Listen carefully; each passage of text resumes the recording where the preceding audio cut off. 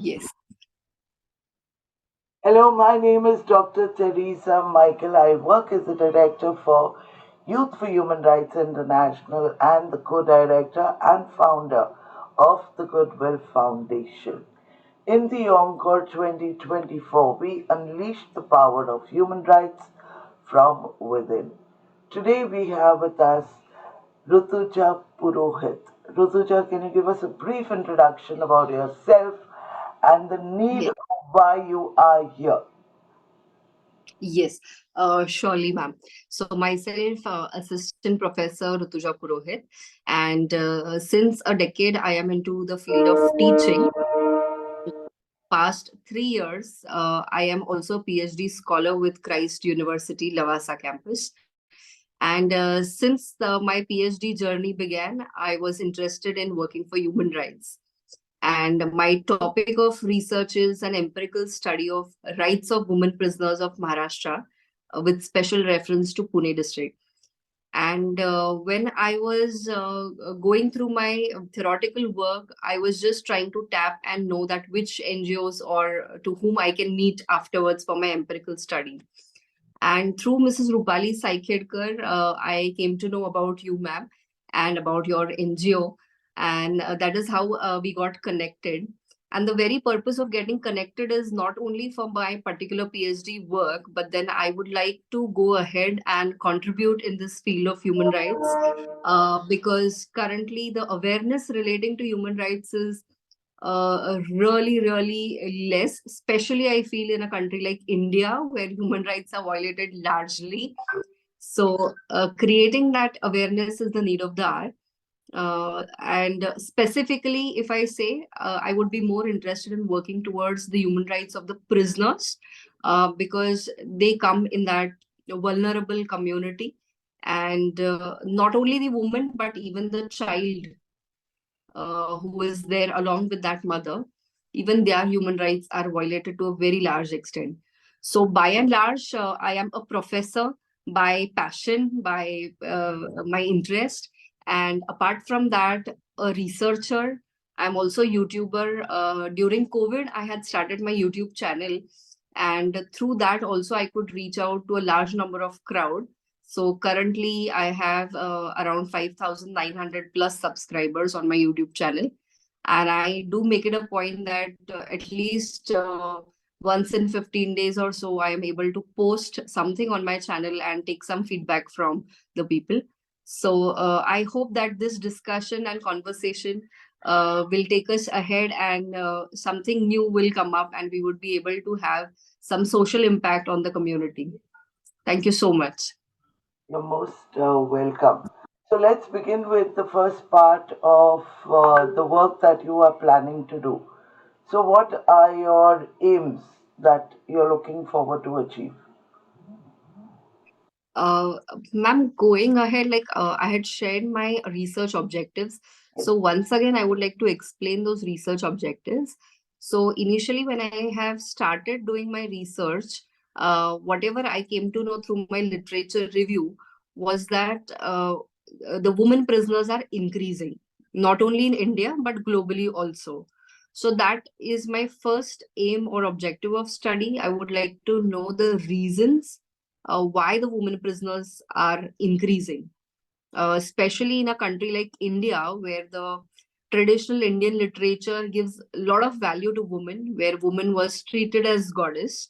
And there were several instances where the woman is always being praised, and situations when we talk about woman empowerment. But then on the other hand, when we look after these number of cases increasing, I think it is a point where we need to take a break and think on it. Just give me a minute. I think I have to charge my phone. My battery is draining. I'll just be back in a minute. I need to get a Sure, charger. sure.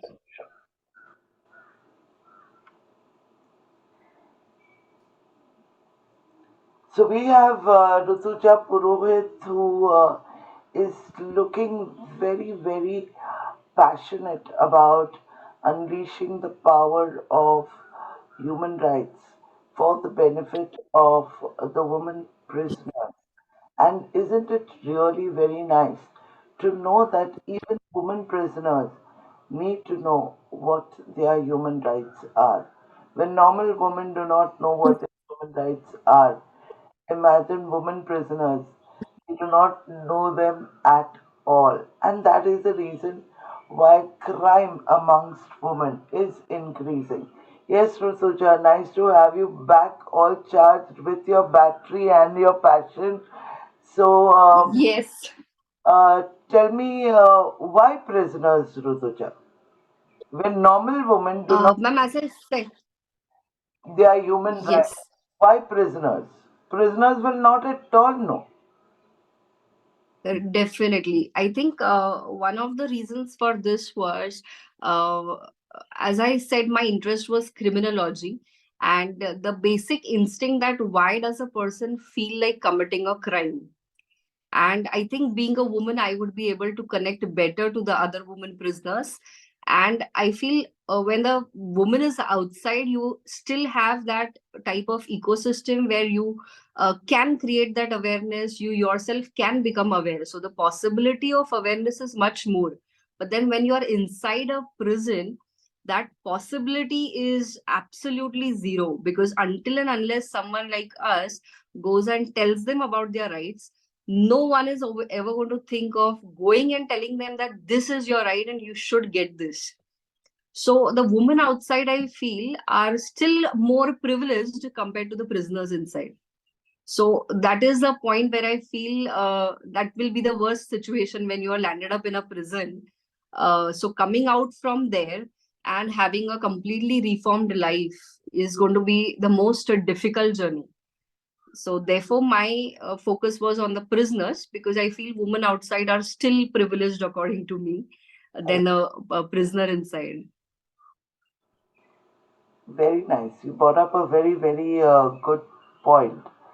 So we are now going to be talking about how are we planning to reform the women prisoners with human rights. So, Yes. what do you think? And before that, I would like to know is, have you ever met any woman who has been prisoned? Have you No, ma'am. met anybody?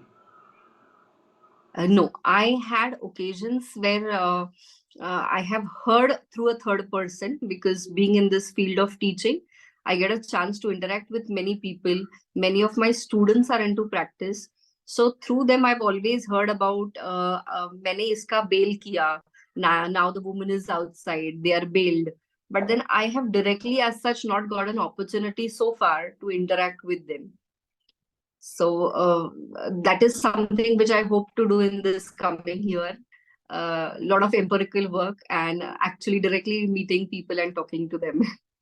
That'll be very nice because it is definitely going to be an eye opener for not only people who are doing their studies, but for people who are wanting to do it as a social cause to help.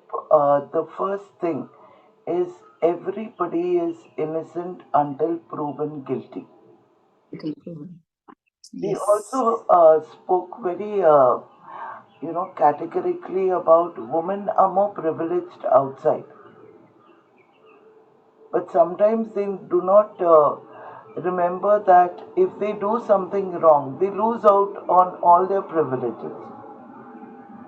You know, suddenly a woman gets that thing like, if I do this, kya hoga? You brought it out very nicely. A woman can be a goddess also, but she also can be demonic. Right. What is this demonic phase of the woman coming? What is this woman outside fighting for? That Yes. So, ma'am, as I said, causes is something which is going to be very important part. Like, what is it that is triggering women nowadays to do such crimes? I personally feel that maybe in this phase of competition, and when we talk a lot about women empowerment, and as the women are coming outside and they want to work, they want to compete with their male partners, Their dreams have really grown up, and they want to achieve something in life. And in this race, somewhere their other household responsibilities are not compromised. So they actually have to play a dual role. And maybe that is because of the stress that they have, because they are not able to match up to that competition, not able to achieve those higher positions just like their other male partners. That might be a reason to get into certain crimes. Maybe, one of the things which I figured out was they get into drug rackets.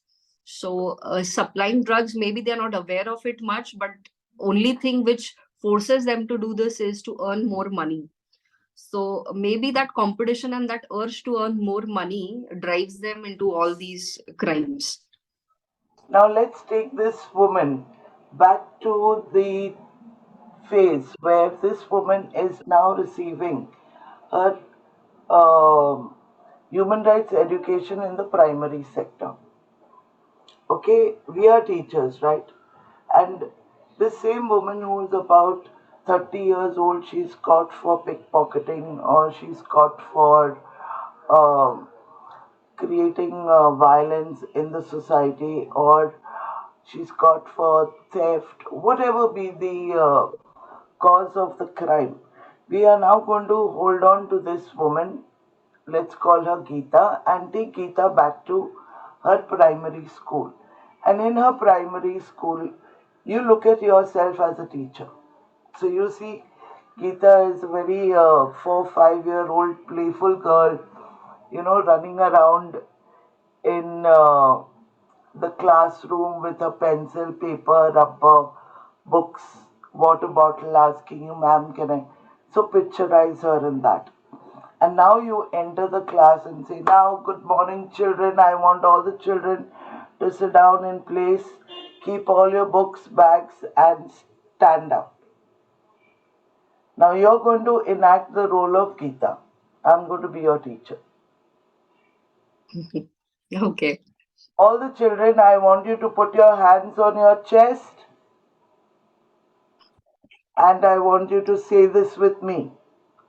I hereby promise I hereby promise to stand united to stand united with my group with my group to handle to handle any bullies any bullies or other people or other people who demonstrate who demonstrate that they want to that they want to harm others.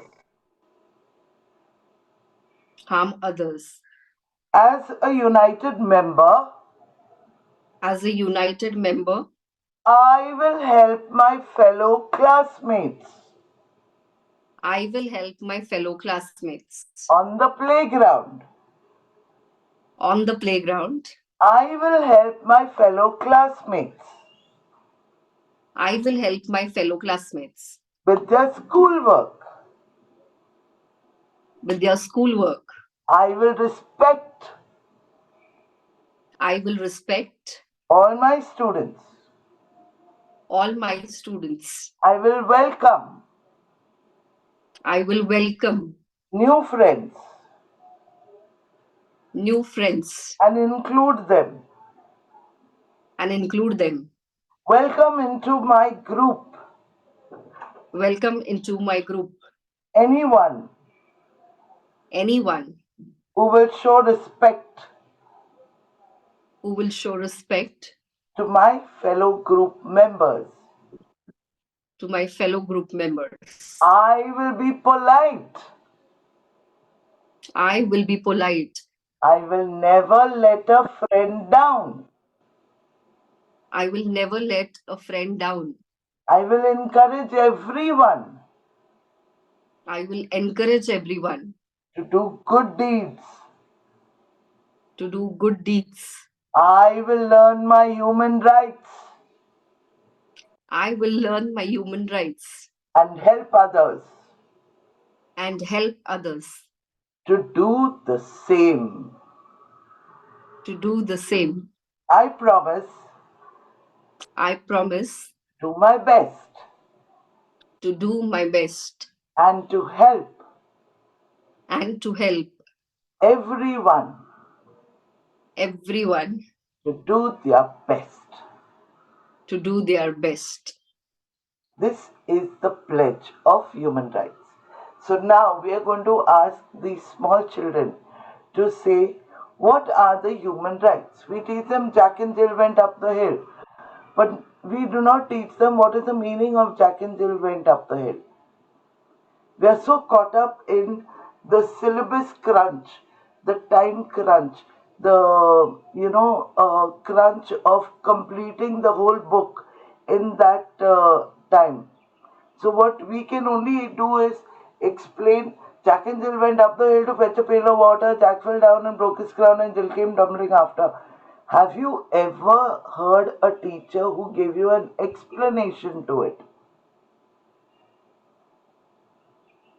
No, Okay. absolutely no.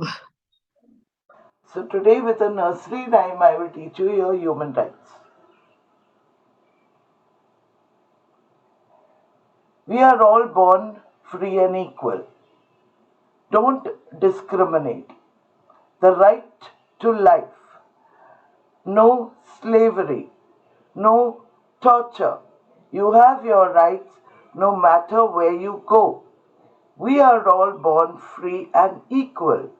We are all equal before the law. Your human rights are protected by law. No unfair detainment. The right to trial. We are always innocent till proven guilty. The right to privacy. Freedom to move. The right to seek a safe place to live, the right to nationality, marriage and family, the right to own your own things, freedom of thought, marriage and family, freedom of expression, the right to public assembly, the right to democracy, social security, workers' rights, the right to play, food and shelter for all, the right to education, copyright, a free and fair world, responsibility. No one can take away your human rights.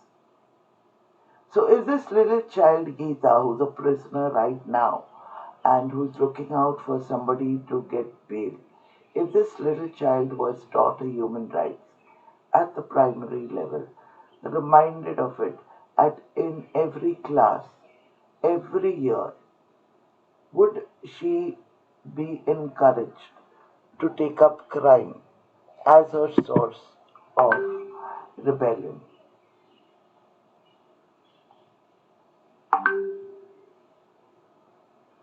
So we're going to be having Rutuja back again online. Yes, Rutuja, you got freeze the minute we were declaring the human rights.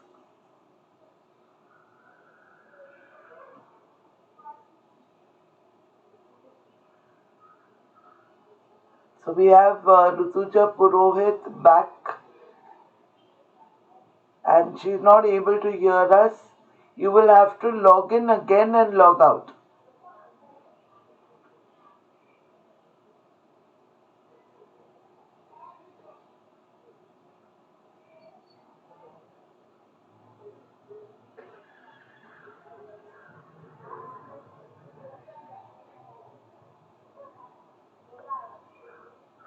You're on mute, Rutuja. If you unmute yourself, you'll be able to speak. Yes, yes, yes. Now I can hear you. I was not able to hear you. In your absence, I was declaring the 30 human rights, which every child Okay. is taught in its primary education. Do you think Okay. Geeta would have been in jail or she would have been a woman in power?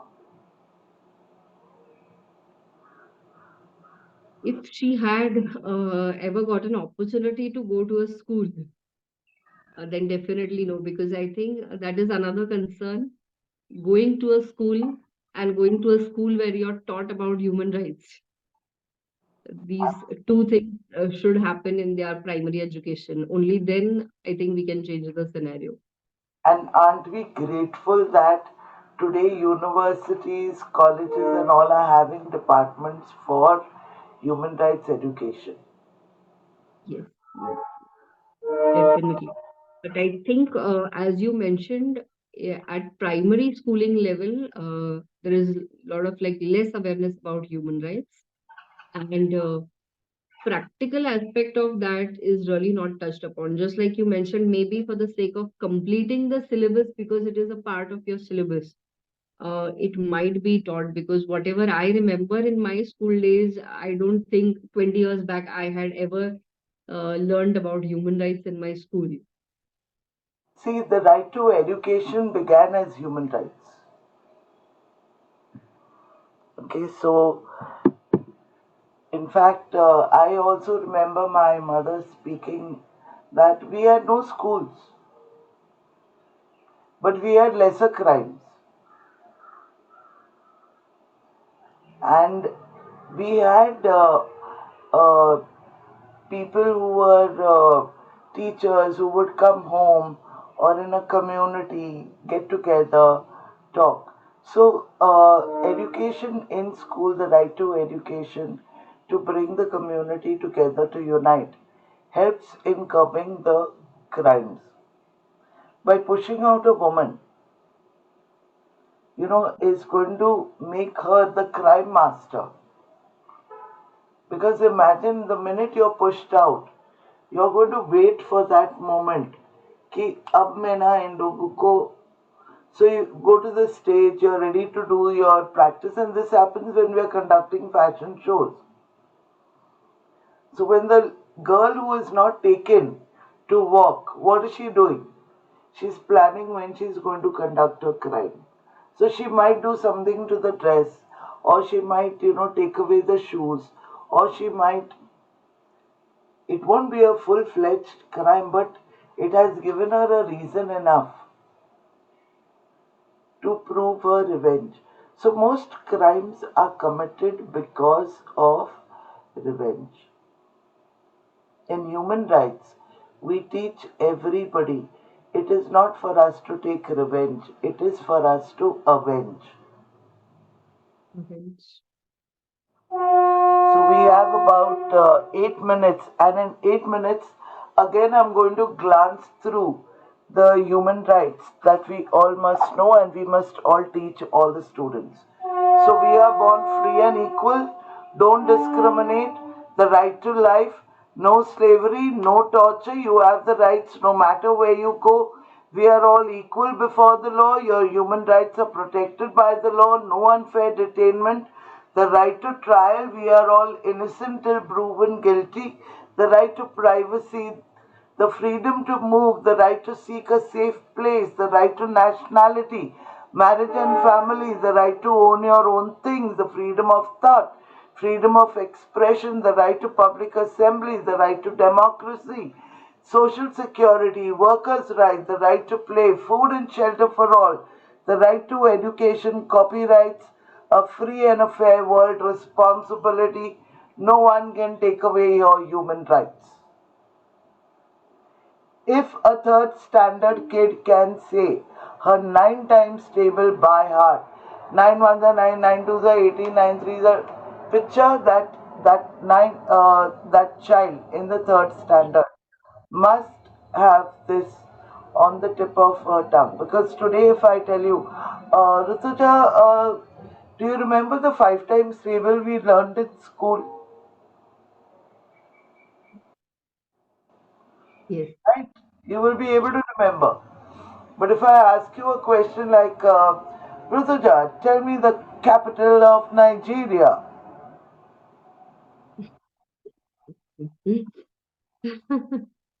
So, Rutuja will not be able to give us the capital of Nigeria because we were not taught it to say it in a rhythmic manner.